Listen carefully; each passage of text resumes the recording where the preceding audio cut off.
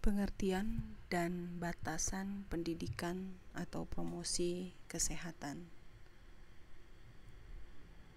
Secara definisi, istilah promosi kesehatan dalam ilmu kesehatan masyarakat atau health promotion mempunyai dua buah pengertian. Pengertian promosi kesehatan yang pertama adalah bagian dari tingkat pencegahan penyakit. Oleh sebab itu, promosi kesehatan dalam konteks ini adalah peningkatan kesehatan.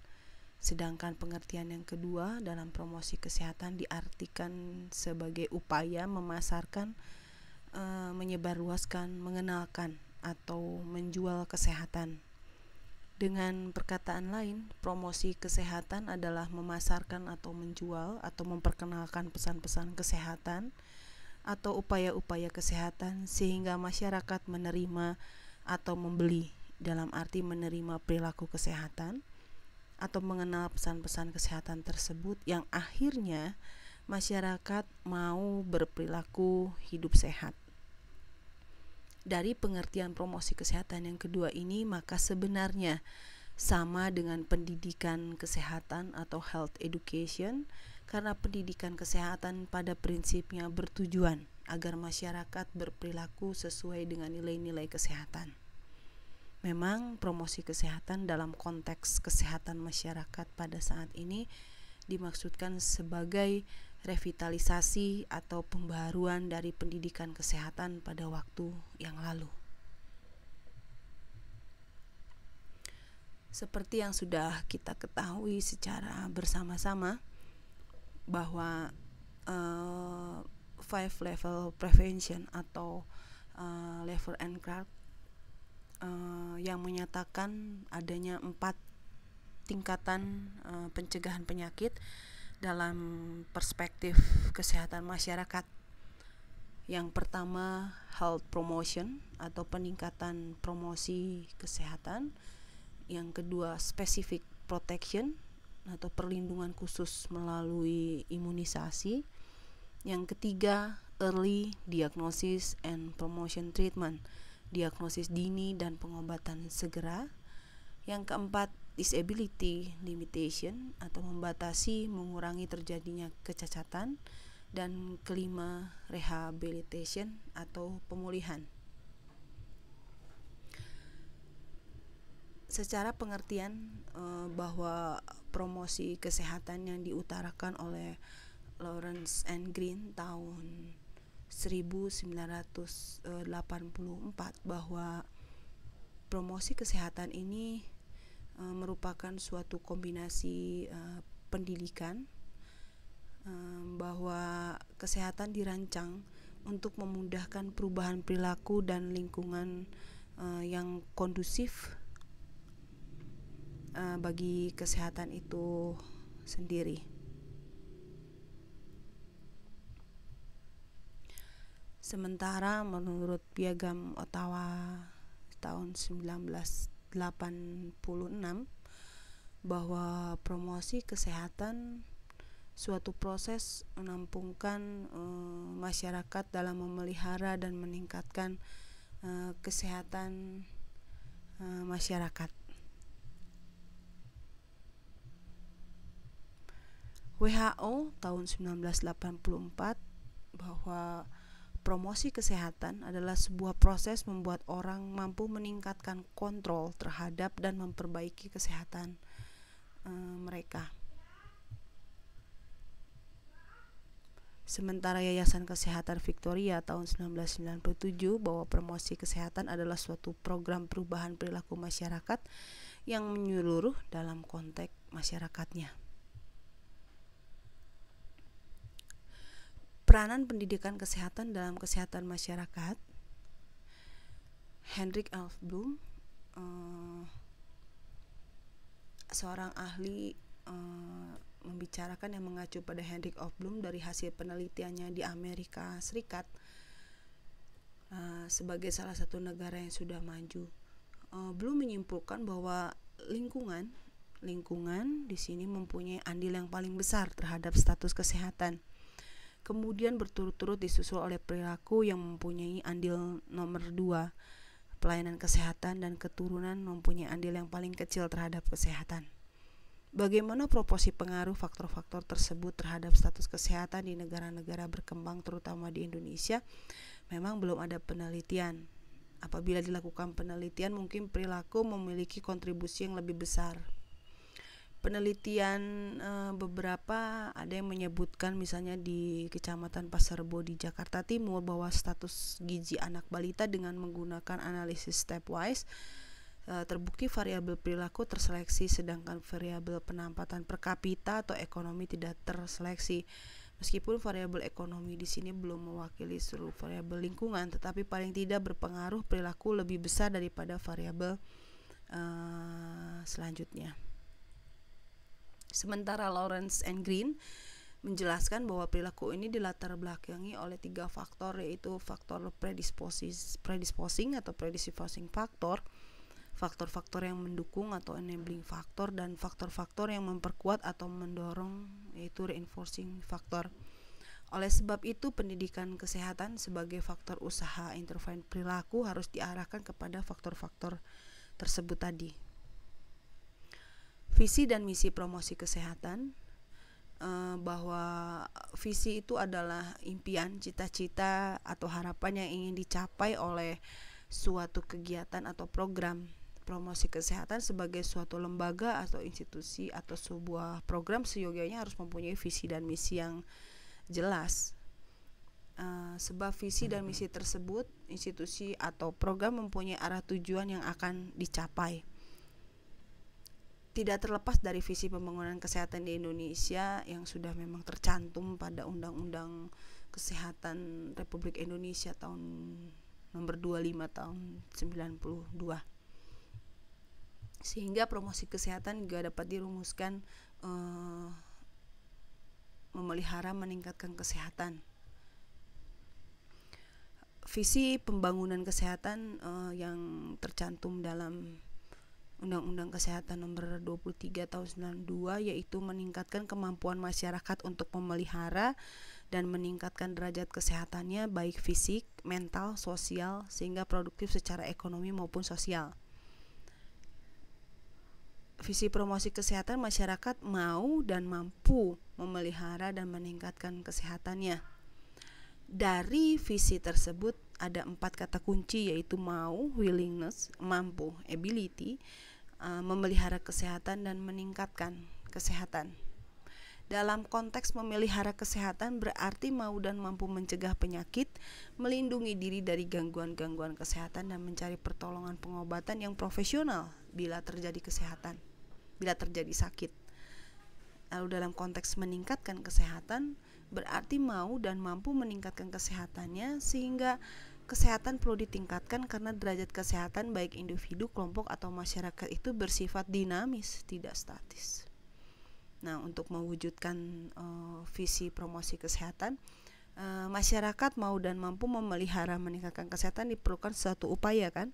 Nah, upaya-upaya untuk mewujudkan visi tersebut harus meliputi atau sekurang-kurangnya ada 3 hal yang harus dilakukan, yaitu secara advokat. Kegiatan advokat ini dilakukan terhadap pengambil keputusan dari berbagai tingkat dan sektor terkait kesehatan. Tujuan kegiatan ini adalah meyakinkan para pejabat pembuat keputusan atau penentu kebijakan bahwa program kesehatan yang akan dijalankan tersebut bersifat urgent. Oleh sebab itu perlu dukungan kebijakan atau keputusan dari pejabat tersebut. Lalu kedua yaitu menjembatani atau mediasi. Jadi promosi kesehatan juga mempunyai misi sebagai mediator atau menjembatani antara sektor kesehatan dengan sektor lain sebagai mitra. Dengan perkataan lain bahwa promosi kesehatan pun merupakan perangkat kemitraan di bidang pelayanan kesehatan. Kemitraan adalah sangat penting sebab tanpa kemitraan niscaya sektor kesehatan tidak mampu menangani masalah-masalah kesehatan yang begitu kompleks dan luas. Sedangkan memampukan atau enable sesuai dengan visi promosi kesehatan, yaitu masyarakat mau dan mampu memelihara dan meningkatkan kesehatannya, Maka promosi kesehatan mempunyai misi utama untuk memampukan masyarakat. Hal ini berarti baik secara langsung atau melalui tokoh-tokoh masyarakat, promosi kesehatan harus memberikan keterampilan-keterampilan kepada masyarakat agar mereka mandiri di bidang kesehatan. Telah kita sadari bersama bahwa kesehatan dipengaruhi oleh banyak faktor di luar kesehatan seperti pendidikan, ekonomi, sosial. Oleh sebab itu, dalam rangka memperdayakan masyarakat di bidang kesehatan, maka keterampilan di bidang ekonomi seperti pertanian, peternakan, perkebunan, pendidikan, dan sosial lainnya perlu dikembangkan melalui promosi ini. Sasaran pendidikan atau promosi kesehatan meliputi sasaran yang pertama, yaitu sasaran primer. Sasaran umumnya adalah masyarakat yang dapat dikelompokkan menjadi kepala keluarga untuk masalah kesehatan umum, seperti ibu hamil, menyusui, anak-anak untuk masalah KIA atau kesehatan ibu dan anak, serta anak-anak sekolah untuk kesehatan remaja.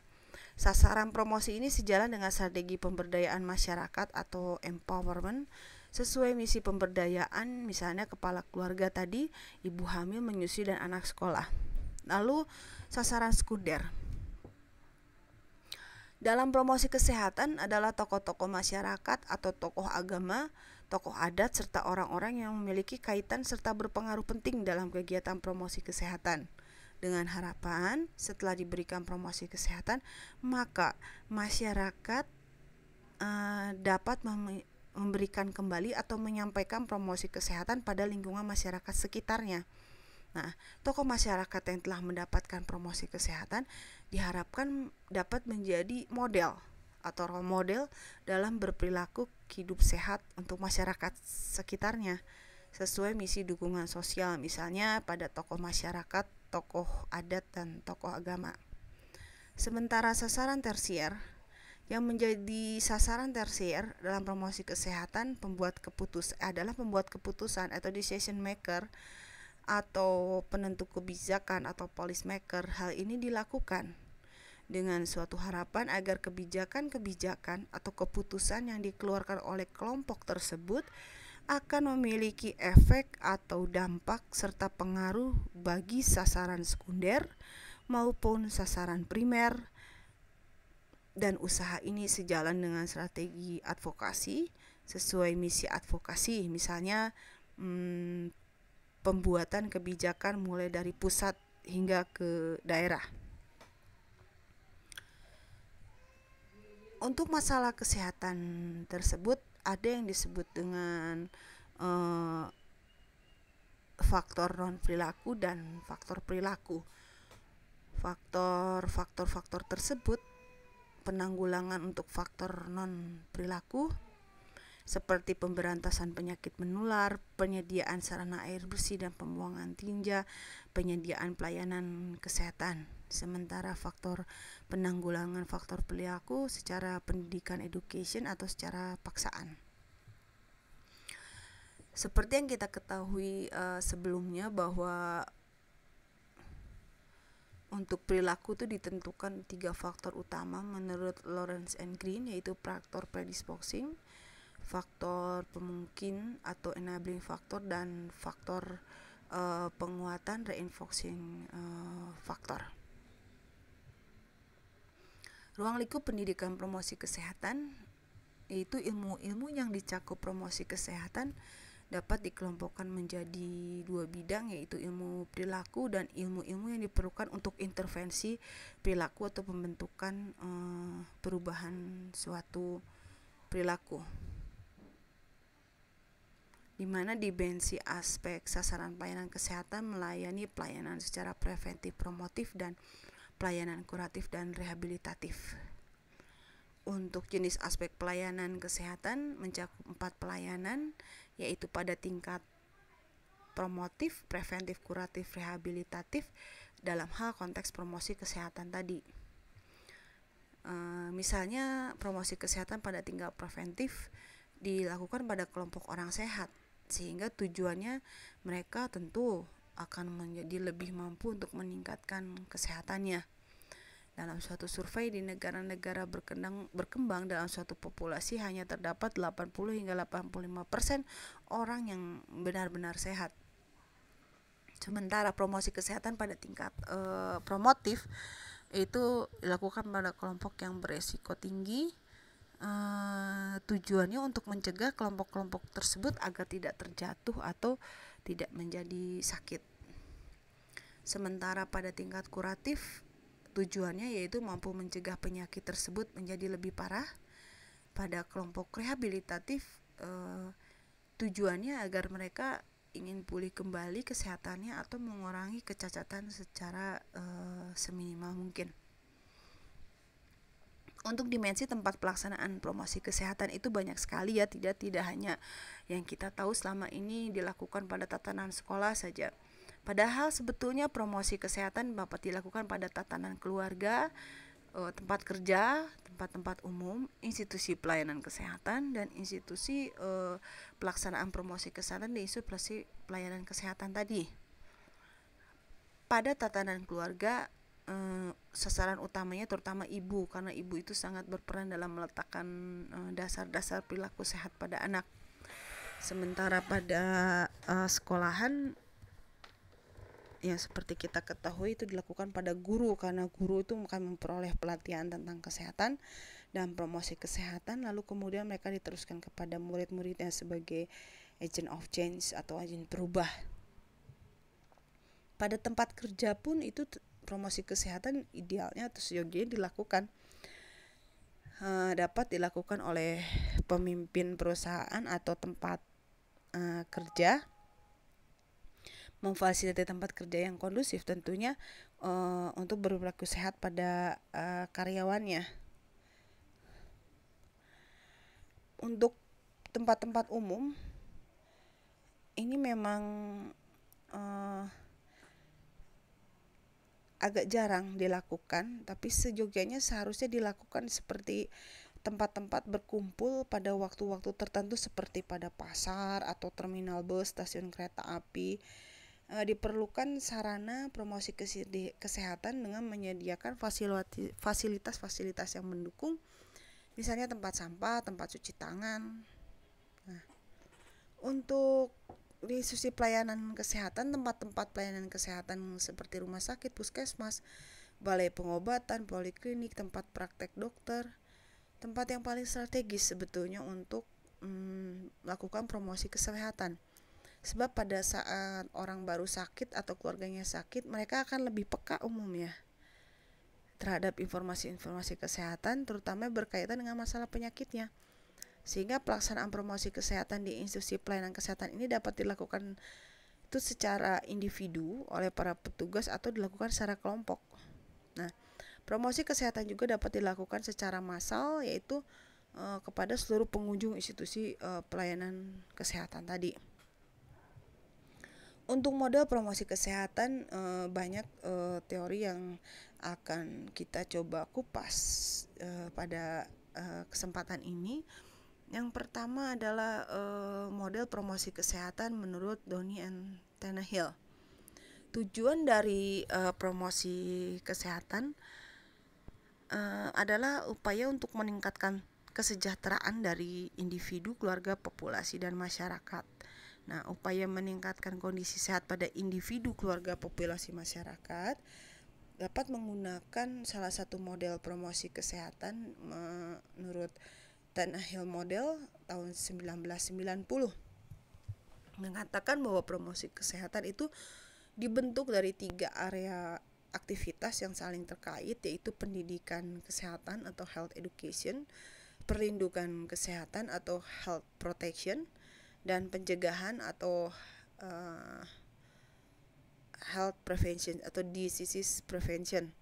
Nah, health promotion compares the effort to enhance positive health and prevent ill health to the overlapping steps of health education, prevention, and health protection.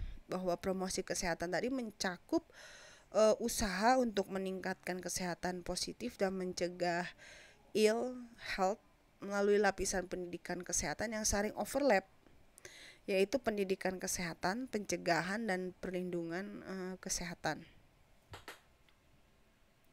Health education atau pendidikan kesehatan itu merupakan sebuah aktivitas yang termasuk di dalamnya adalah komunikasi dengan individu dan kelompok dengan maksud bertukar pengetahuan, kepercayaan, perilaku, sikap dalam suatu arah yang menuju kepada peningkatan kesehatan. Nah, pendidikan kesehatan masih merupakan komponen yang penting dari promosi kesehatan, walaupun itu bukan lagi merupakan subset. Misalnya pendidikan yang diberikan kepada anak sekolah melalui atau mengenai risiko kesehatan karena merokok. Nah, disease prevention atau pencegahan penyakit termasuk di dalamnya adalah intervensi spesifik yang ditujukan untuk menghindari kontak dengan faktor yang menyebabkan risiko penyakit, atau jika hal ini tidak mungkin, pencegahan penyakit dapat berupa perawatan atau meminimalisir risiko bahaya dari suatu proses penyakit. Sementara ketiga, health protection atau perlindungan kesehatan. Perlindungan ini melibatkan aktivitas kolektif yang mengarah pada faktor di luar kendali individu. Nah, Tannehill ini mendefinisikan bahwa ketiga hal tersebut saling berhubungan sehingga menghasilkan model yang didasarkan hubungan antara pendidikan, perlindungan, dan pencegahan penyakit. Nah, model ini menghasilkan 7 domain. Ada 7 domain yang dapat digunakan untuk mengklasifikasikan luasnya cakupan promosi kesehatan dan memberikan dasar yang baik untuk mengklasifikasikan dalam menganalisa suatu kebijakan. Beberapa domain secara bersama-sama bertujuan untuk mencegah kondisi sakit dan melakukan peningkatan kesehatan dan kondisi kesejahteraan. Domain 5, 6, dan 7 secara khusus memiliki fokus untuk mengukur pada tujuan kondisi sejahtera, dan sementara domain 1, 2, 3, 4 memiliki fokus untuk mengukur tindakan pencegahan terdepan. Dari beberapa domain terlihat pendidikan kesehatan bertujuan memberikan pendidikan pada kelompok profesional dan membuat kebijakan di masyarakat seperti domain 2, 4, 5, dan 7.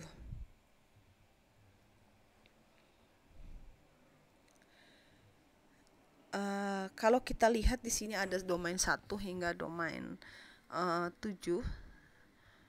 Domain 1 ini pencegahannya merupakan upaya untuk menghindari dari kondisi sakit seperti imunisasi. Sementara domain 2 lebih di preventif. Health education ini adalah pendidikan yang ditujukan untuk mendorong perubahan perilaku sehat individu dalam upaya mencegah penyakit. Kalau domain 3 preventive health protection, ini peraturan, misalnya program tambahan makanan tambahan pada anak sekolah. Sementara domain 4 yaitu protection health education, pendidikan kesehatan untuk mendukung domain 3 yang ditujukan untuk pencegahan. Kalau untuk domain 5 itu health education, meliputi pendidikan yang ditujukan untuk mendorong perubahan perilaku sehat individu untuk mencapai kesehatan yang lebih optimal.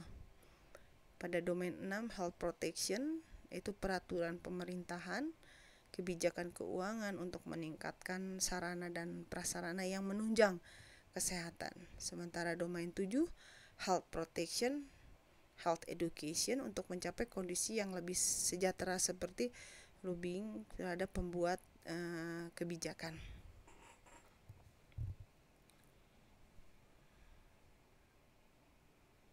Oke, saat ini kita akan membahas strategi promosi kesehatan.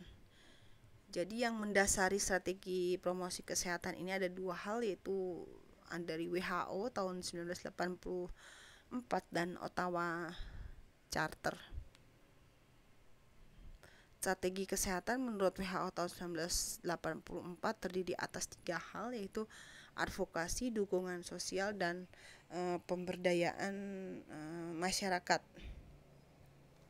Strateginya menurut Ottawa Charter, yang pertama yaitu kebijakan berwawasan kesehatan, kedua lingkungan yang mendukung, ketiga memperkuat kegiatan-kegiatan komunitas, keempat reorientasi pelayanan kesehatan, lalu keterampilan individu dan gerakan masyarakat.